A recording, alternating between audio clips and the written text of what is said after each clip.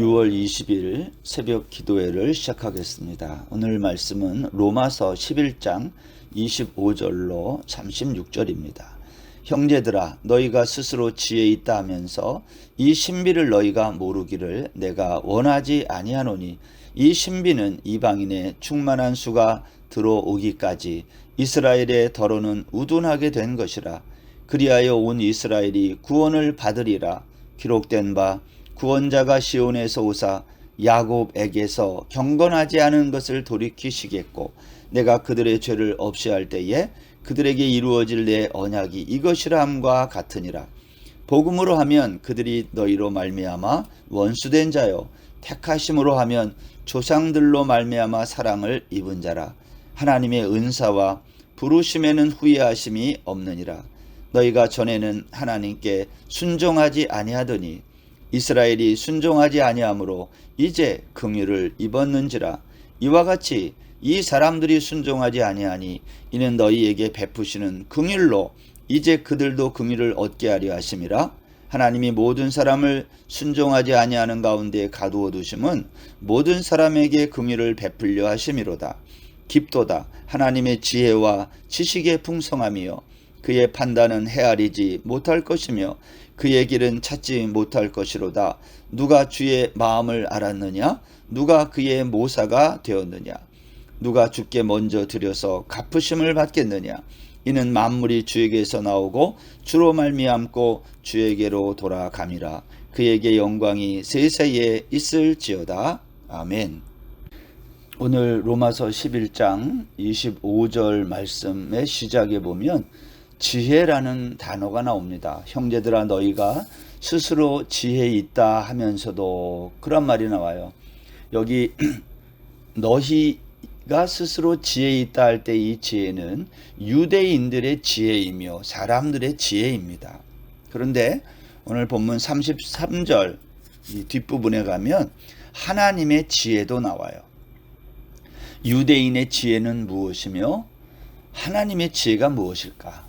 오늘 그 이야기를 본문을 통해서 잠시 살펴보려고 합니다. 여러분, 고대 유대인을 가리켜서 히브리인이다 그렇게 말합니다. 이 단어는, 히브리인이라고 하는 이 단어는 창세기 14장 13절에 나오는 아브라함을 가르치는 그 단어로 사용됐는데 이걸 히브리어로 이브리트라고 해요. 이 단어는 창세기 10장 24절 이하에 나오는 아브라함의 조상인 에벨에서 비롯된 단어라고 보는 사람들이 많습니다. 아무튼 이렇게 시작된, 아브라함으로부터 시작된 이 히브리인, 유대인, 오늘날 전 세계에는 얼마나 많은 유대인들이 살고 있을까요? 정확하게 공개하지 않아서 알 수는 없지만 아마도 1,400만 명 정도의 유대인들이 이 세상에 있지 않을까, 이렇게 보는 겁니다. 유대인은 아시케나짐과 스파르딤 이렇게 나누어지기도 해요. 프랑스, 독일, 이 동유럽 출신의 유대인들을 아시케나짐이라고 하고, 그 다음에 이 스페인이나 포르투갈, 북아프리카, 서남아시아 출신의 유대인을 스파르딤이라고 말합니다. 그래서 이 아시케나즈라고 하는 이 독일 계통의 유대인들과 스페인 계통을 말하는 이 스파르딤, 이 사람들 다 합쳐서 오늘날 유대인들은 전 세계에 흩어져 살면서 사실은 전 세계에 상당히 유명한 사람들이 많이 있죠. 오늘날 미국의 유대인들 대부분은요 아시케나즘으로 알려져 있는데, 독일과 동유럽으로 거기에서 이제 이민 와서 정착한 사람들의 후손이죠. 우리가 알고 있는 아르헨티나 그 출신의 혁명가 체 게바라라든지 아니면 마르크스, 이러한 사람들, 이게 다 유대인들입니다. 아니면 우리가 잘 알고 있는 아인슈타인, 프로이트와 같은 이 과학자들, 아니면 샤갈, 피카소, 이러한 화가들, 우리가 알고 있는 찰스 채플린 같은 이러한 사람, 퓰리처 같은 사람, 이게 다 유대인입니다.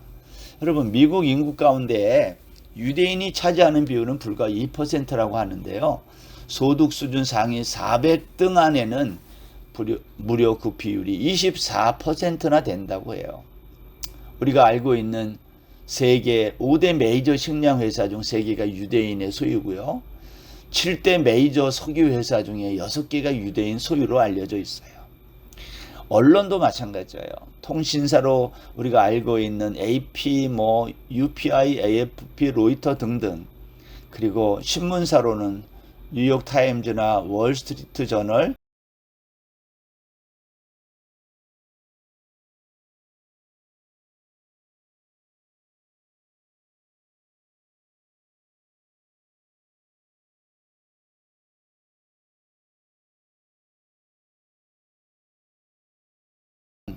노벨상 수상자가 30% 된다 그래요. 여러분, 미국에서도 마찬가지. 수많은 세계의 재벌들 가운데 유대인들이 많다는 거죠.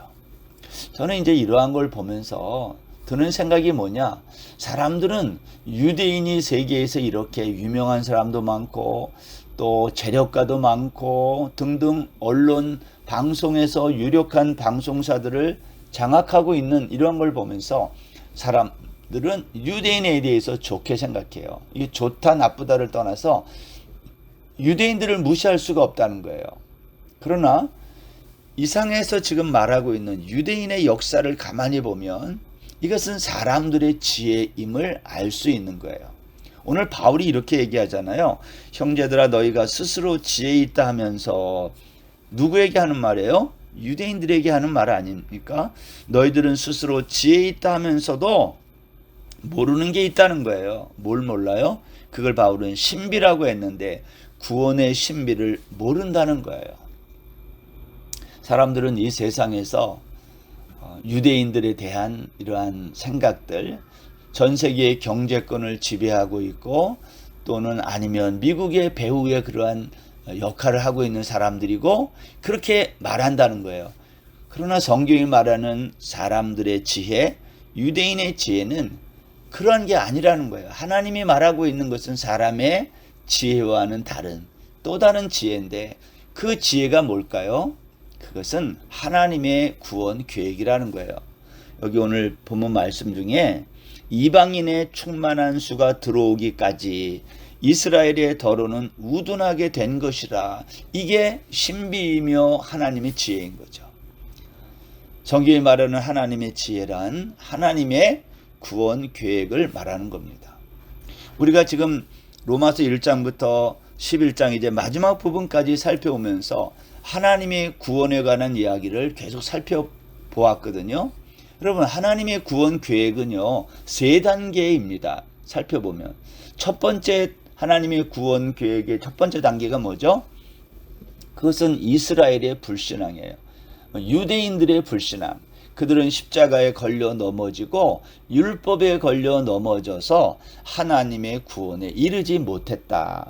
그들은 하나님의 의를 모르고 자기의 의를 앞세우다가 불신앙에 빠진 거죠. 이게 뭐죠? 사람의 지혜인 거죠. 이스라엘의 불신으로 이스라엘이 구원의 문 앞에서 넘어지게 됐어요. 그래서 그 구원이 어디로 넘어갔다는 거예요? 바울은 이방인에게 이르게 됐다. 이게 이제 두 번째 단계입니다. 이스라엘의 넘어짐, 실패가 이방인의 풍성한 구원을 이루게 했다는 거예요. 성경은 이방인의 정해진 수가 하나님의 나라에 모두 들어온다고 말합니다. 이사야 2장 2절에 보면 말일에 여호와의 산이 모든 산 꼭대기에 굳게 설 것이요 모든 산 위에 뛰어나리니 만방이 그리로 모여들 것이라. 이방인들이 하나님의 구원에 들어오는 게 하나님의 구원의 두 번째 단계죠. 세 번째 마지막 단계는 뭘까요? 이 바울의 관심이 여기에 있는데 오늘 본문 26절에 보면 이렇게 되어 있어요. 그리하여 온 이스라엘이 구원을 받으리라. 모든 이스라엘이 구원을 받는다는 거예요. 1단계, 2단계, 유대인의 실패, 이방인의 유대인 대신에 구원받음. 이게 실현되었기 때문에 이제 마지막 세 번째 단계는 모든 이스라엘이 다 구원받는다는 거예요. 근데 여기에서 오해해서는 안 되는 게 이 마지막 오늘 본문 26절에서 말하고 있는 온 이스라엘이란 혈통적인 이스라엘, 유대인을 말하는 게 아니라는 거예요. 우리가 이 말씀을 잘 생각해야 됩니다. 그래서 마지막 날 하나님의 구원이 완성되는 날, 마지막 날 세상에는 이스라엘의 회복이 일어난다 그렇게 말을 하면서 이스라엘의 해방과 독립과 유대인들이 모두 하나님께 회심하고 돌아오는 것을 말하는 분들이 있는데, 사실 그 온 이스라엘이란 혈통적인 이스라엘이 아니라 온 세상에 하나님을 믿고 따르는 모든 영적인 이스라엘 백성을 말하는 것이죠. 그렇다면 여러분, 우리가 해야 될 다음 질문은 뭐냐면, 그러면 그때는 언제인가 하는 거예요. 바울은 이 구원의 성취에 대해서 분명하게 말하지 않아요. 때에 대해서. 그러나 분명히 말하는 게 있어요. 언제 그럼 구원이 완성되는가? 죄의 문제가 해결될 때에 이루어진다는 거예요. 그때는 아마 종말의 날이 될 것이며 대규모의 회심이 일어나게 될 것이다. 오늘 그렇게 말하고 있습니다. 그런데 여러분, 바울은 현재 하나님의 의를 거부하고 완악해진 이스라엘, 그들이 미래의 어느 날 회심하고 돌아온다고 그랬어요. 이것은 혈통적인 이스라엘이 아니라 온 이 땅에 하나님의 구원받아야 될 백성을 말하는데, 그들이 미래의 어느 날 회심하고 돌아올 것이다. 그렇다면 그 근거가 뭐냐는 거예요. 그 믿음의 근거. 다 주께로 돌아오는 그 날이 언제일까? 그 근거는 뭘까? 그 첫 번째 근거는 철회될 수 없는 하나님의 선택이라는 거예요. 오늘 보면 28절 한번 보세요. 복음으로 하면 그들이 너희로 말미암아 원수된 자요, 택하심으로 하면 조상들로 말미암아 사랑을 입은 자라. 여기에 보면 택하심이라는 말이 있어요. 28절에 복음 때문에 유대인들은 하나님과 원수가 되었고 이방인은 하나님과 가까워지게 된 거예요. 그러나 유대인은 조상들로 인해 사랑을 받는다는 거예요. 왜 그렇죠? 하나님의 택하심을 받았기 때문에. 복음은 처음에 유대인에게 선포되었어요. 그러나 그들이 배척했어요. 그 결과로 이방인에게 이 복음이 전해지게 됐어요. 그래서 지금 유대인들은 하나님의 진노 아래에 원수가 되어 있다는 거예요. 그렇지만 유대인의 이와 같은 배척, 이것이 하나님의 신실하심, 택하심을 취소할 수 없다는 거예요. 하나님을 배반했어도 하나님은 아브라함과 이삭과 야곱에게 주신 약속을 버리지 않고 그 약속 때문에 지금도 사랑한다는 거예요. 그래서 29절에 보면 이렇게 말씀했어요. 하나님의 은사와 부르심에는 후회하심이 없느니라. 후회하지 않는 하나님의 사랑, 하나님이 반드시 이룬다는 거예요. 우리가 여기 한 가지 좀 유념해야 될 부분이 있는데, 이 부분에서 그것은 로마서 9장 6절 이하에 있는 말씀인데요. 이런 말이에요. 이스라엘에게서 난 그들이 다 이스라엘이 아니요, 또한 아브라함의 씨가 다 그의 자녀가 아니라 오직 이삭으로부터 난 자라야 내 씨라 불리리라. 앞에서도 계속 얘기했지만 이 말은요, 이스라엘이라는 이 말은 혈통이 아니라 하나님의 주권적 은혜로 택하심을 받은 모든 사람들, 이들이 아브라함의 자손이라고 불리움을 받는다는 거예요. 마지막 날 많은 유대인들이 돌아오는 게 맞아요. 그것도. 그러나 모든 유대인들이 다 예수님을 믿는다? 그런 말이 아니라는 거예요. 여기에서 하는 말은 혈통이 아니라 하나님의 은혜로 택하심을 받은 모든 영적인 이스라엘 백성들을 가르치는 것입니다. 이와 같은 우리의 믿음의 두 번째 근거가 뭔가? 하나님이 우리를 왜 다시 이렇게 구원하시는가? 그것은 하나님의 자비 때문이라는 거예요. 여기는 30절 말씀해 보세요. 너희가 전에는 하나님께 순종하지 아니하더니 이스라엘이 순종하지 아니함으로 이제 긍휼을 입었는지라. 하나님의 긍휼 때문이다. 유대인의 구원도 이방인과 똑같아요. 하나님의 긍휼을 얻음으로 얻는다는 거예요. 32절 말씀해 보세요. 여기 보면 하나님이 이방인과 유대인 모두 순종하지 아니하는 가운데 가두어 두신 것은 모든 사람에게 하나님의 긍휼을 베풀기 위함이라 그랬어요. 여기 중요한 주제가 있습니다. 인간의 불순종과 하나님의 자비라는 거예요. 우리 인간의 불순종에도 불구하고 우리가 구원을 얻을 수 있는 것은 하나님의 긍휼, 자비 때문이라 오늘 성경이 그렇게 말하는 거예요. 우리가 로마서 1장으로 한번 돌아가 보면요. 1장 24절에서 하나님은 우리의 마음의 정욕에 내버려뒀다 그런 말이 있어요. 그러니까 인간이 짐승의 수준으로 떨어진 거예요. 26절에 가면 로마서 1장 26절 부끄러운 욕심에 내버려뒀다.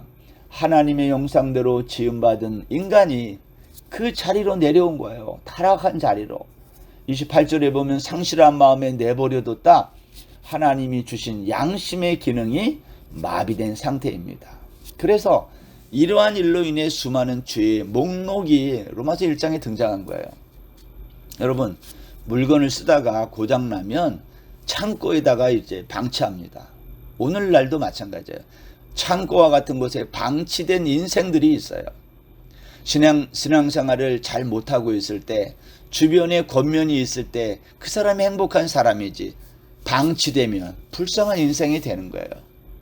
신앙생활을 잘 하지 않는데도 아무도 그 사람에게 권면이 없다? 그 사람처럼 불쌍한 사람이 없어요. 방치된 인생이니까. 여러분, 하나님이 우리 인간의 불순종을 그대로 방치해 주지 않았어요. 그대로 내버려 두지 않았어요. 처음에는 그렇게 했어요. 그렇게 하신 이유가 뭐라고요? 긍휼을 베풀기 위해서 오늘 그렇게 했다는 거예요. 바울 사도는 이걸 깨달은 거예요. 하나님이 마치 유대인을 방치한 것처럼 보였지만 그게 아니라는 거죠. 긍휼을 베풀기 위해서 잠시 일시적으로 방치된 것처럼 보였지만 하나님의 계획은 그렇지 않다는 거예요.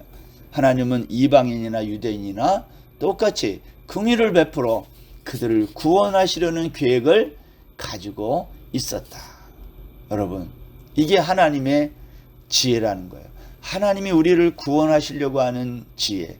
그래서 바울은 이게 너무나 놀랍고 깊어서 이렇게 감탄해요. 33절 깊도다 하나님의 지혜와 지식의 풍성함이요 그의 판단은 헤아리지 못할 것이며 그의 길은 찾지 못할 것이로다.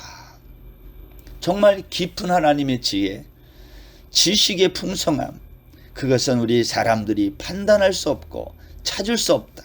그래서 34절에 이렇게 이어서 말해요. 누가 주의 마음을 알았느냐? 누가 그의 모사가 되었느냐? 누가 주께 먼저 드려서 갚으심을 받겠느냐?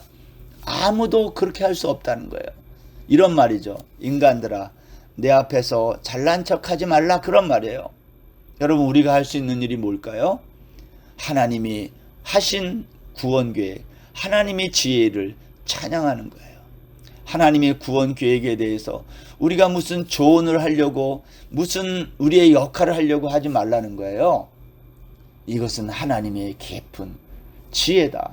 하나님은 우리를 구원하시기 위해서 이 놀라운 구원 계획을 창세 때부터 가지고 계셨다고 성경이 말하는 것입니다. 사람의 지혜, 얼마나 어리석은지 알 수 없어요. 그래서 자랑하고 그래요. 여러분, 그렇게 하지 말고 깊은 하나님의 지혜 앞에 겸손히 그 하나님이 하신 일들을 찬양하는 복된 하루 되시기를 주의 이름으로 축원합니다. 기도하겠습니다. 하나님 아버지, 우리를 구원하시기 위해서 먼저 아브라함을 부르시고 유대인을 부르시고 그리고 이방인을 부르시고, 그러나 결국 이 모든 이 땅에 하나님의 백성들을 부르시려는 하나님의 긍휼하심, 자비하심이 결국 하나님의 구원의 신비임을 우리가 모르기를 원치 않는다고 말씀하신 주님, 오늘도 하나님의 이 놀라운 구원 계획 앞에 하나님의 이 놀라운 일만을 찬양하는 저희 모든 성도들 되게 하여 주옵소서. 감사하며 예수님의 이름으로 기도드립니다. 아멘. 오늘 하루도 평안하세요.